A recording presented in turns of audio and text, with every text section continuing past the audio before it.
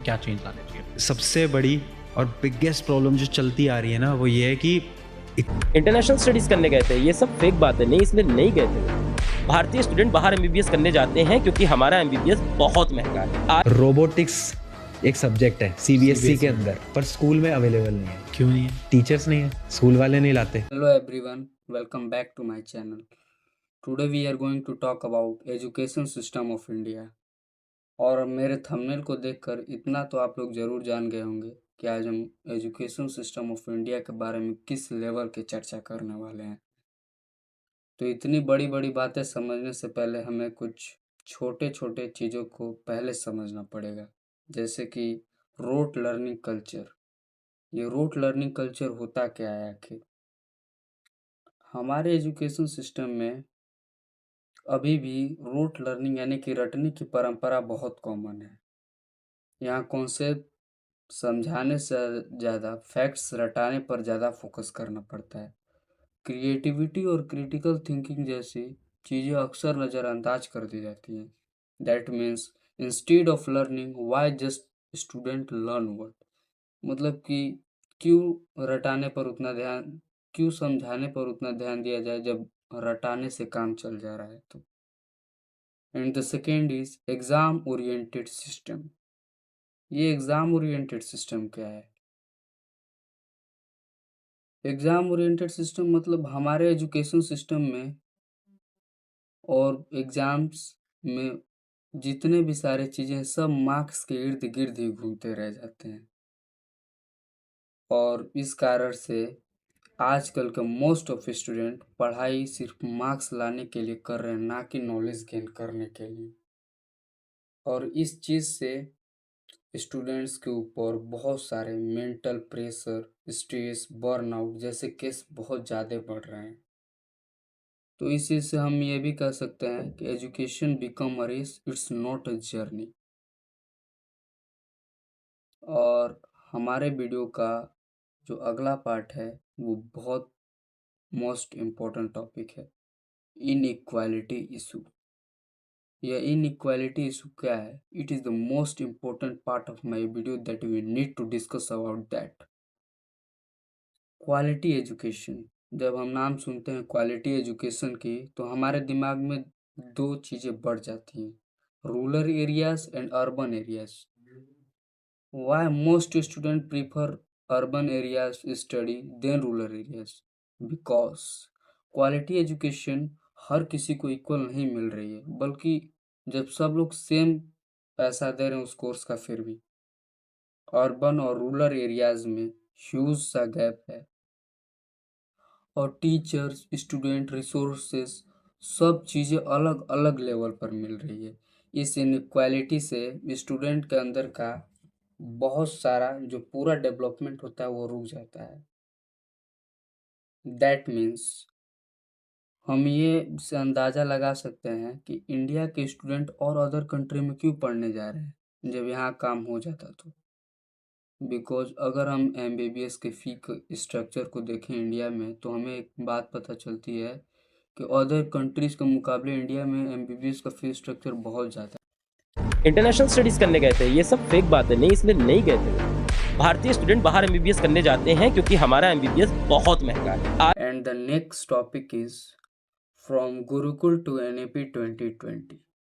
हमारा Indian education system Gurukul से होकर आज एनईपी 2020 तक पहुंच गया है, क्योंकि पहले होलिस्टिक लर्निंग पर ज़्यादा फोकस था और आज एग्जाम बेस्ड अप्रोच डोमिनेट करते हैं। एनईपी 2020 प्रैक्टिकल लर्निंग और स्किल पर फिर से ज़्यादा जोर देने की कोशिश कर रहा है, and this is the reason why they think it's an attempt to balance tradition with modern education. तो यहाँ तक अगर आप हमारे वीडियो में बने तो हमारे वीडियो को सब्सक्राइब कर दें ताकि आगे भी आपको ऐसी वीडियो मिलती रहे। और आपने भी सोच रहा होगा कि ये कब से इंडियन एजुकेशन सिस्टम के डिसएडवांटेज ही बताया जा रहा है। तो आपको आइए हम इंडियन एजुकेशन सिस्टम की कुछ ऐसी बातें बताते हैं जिसको सुनने के बाद आप लोग हैरान हो जाएंगे। Then our topic is advantage of Indian education system. India के पास वर्ल्ड का लार्जेस्ट एजुकेशन सिस्टम नेटवर्क है, जो कि ये खुद में बहुत बड़ी बात है। मुझे तो ये भी लगता है कि इसको यूज भी करना आना चाहिए, और मैं इतना बड़ा तो हूँ नहीं कि मैं सिखाऊं कैसे यूज किया जाता है, बट अगर हम इस टॉपिक के बारे में डीप रिसर्च करें तो हमको पता चलता है स्ट्रॉन्ग बेस इन स्टीम।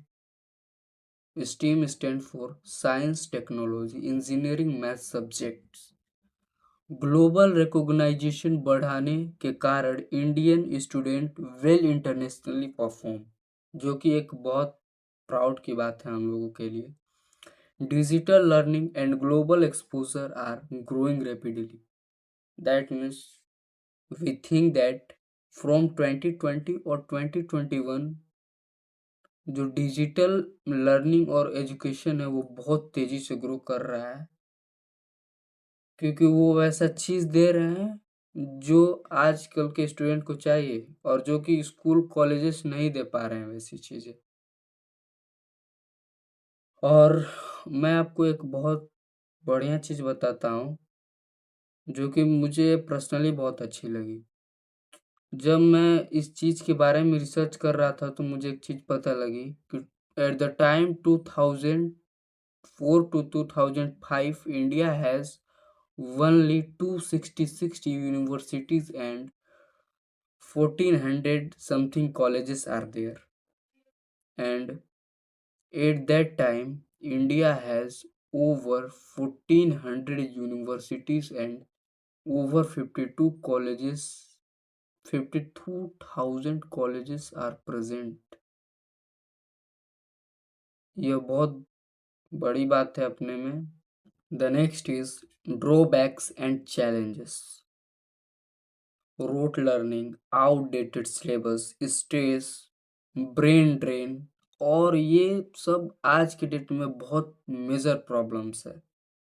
और कई स्टूडेंट तो अदर कंट्रीज में माइग्रेट इसलिए कर रहे हैं क्योंकि उनको लगता है कि जिस लेवल का नॉलेज वो गेन किए हैं उनकी कोई कदर नहीं है। It's unfiltered from my side. This system needs reform to retain talent within India. The next is what parents can do in this. इतनी सारी चीज़ों के बाद तो दिमाग में ये भी बात आती है, इन सब चीज़ों में पेरेंट्स की क्या रिस्पॉन्सिबिलिटी बनती है एजुकेशन सिस्टम में। ये थोड़ी ना है कि बच्चे के ऊपर केवल पढ़ाई का है दबाव, टीचर्स का है दबाव, गवर्नमेंट का है कि वो नहीं कर रही है, पेरेंट्स की भी कुछ रिस्पॉन्सिबिलिटी बनती है इसको लेकर। तो पेरेंट्स क्या कर सकते हैं इसमें?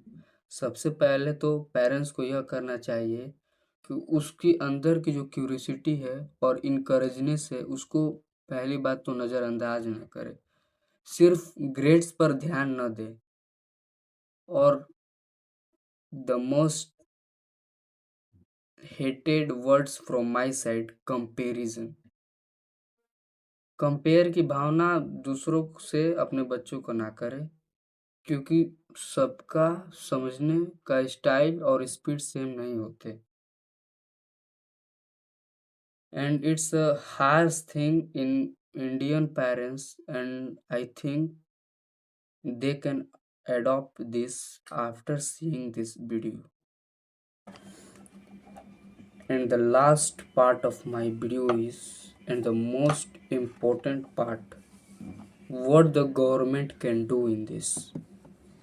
There are many things that comes in my mind, but what the most important thing and which thing that I tell you in my video, that is education should match real world.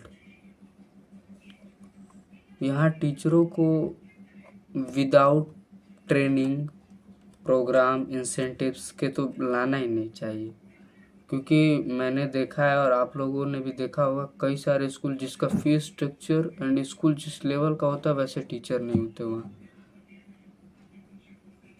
तो बहुत सारी चीज़ें जो सुधारनी पड़ेंगी और government को ये करना चाहिए कि जो रूरल एरियाज में जो गवर्नमेंट स्कूल्स हैं उनका इंफ्रास्ट्रक्चर उनको बिल्ड करना चाहिए, ना कि जो है उसको और पहले से भी ज़्यादा खराब करना चाहिए।